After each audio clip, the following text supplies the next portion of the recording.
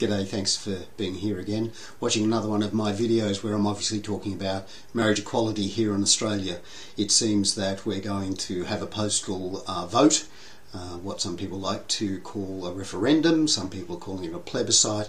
The reality is it's a huge opinion poll that's been foisted upon the Australian community to talk about the rights of the GLBTIQ community and whether or not we should be permitted to get married under Australian law, to marry somebody of the same sex, if you like.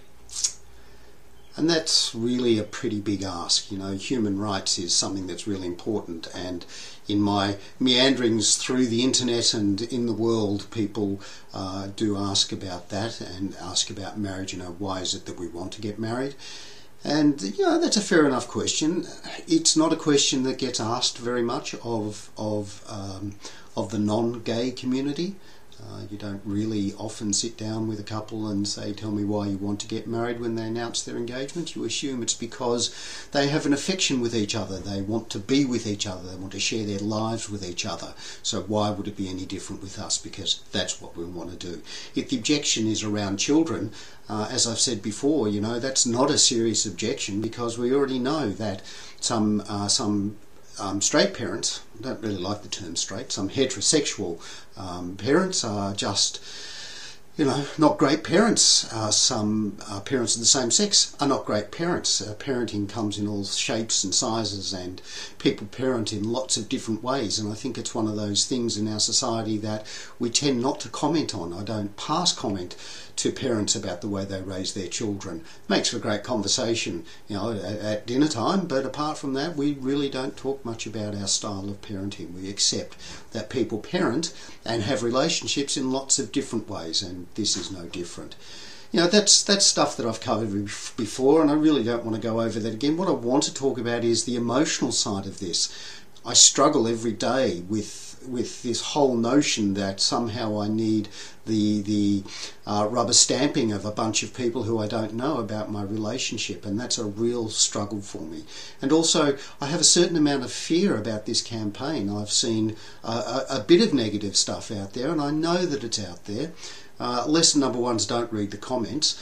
There are lots of nasty people saying lots of nasty things, and that really hurts. Not only hurts, but it actually scares me. This morning Michael and I went off to Chadstone to distribute some posters asking shops if they'd be good enough to put the yes stuff in the windows.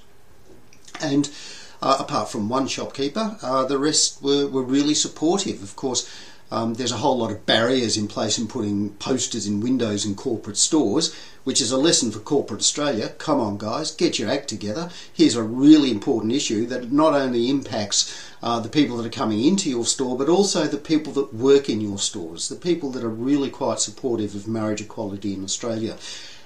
Every single person we spoke to, bar one, said to us how supportive they were of this whole thing. And you know, that's gratifying. It's good to know that there is lots of support in the broader Australian community for people of same sex to have the right to get married. That's great. What I'd like to see, I guess, is that it just happened, that they didn't have to vote. You know, I feel like I'm going into these shops saying, please would you support my right to get married to Michael by putting this poster in the window.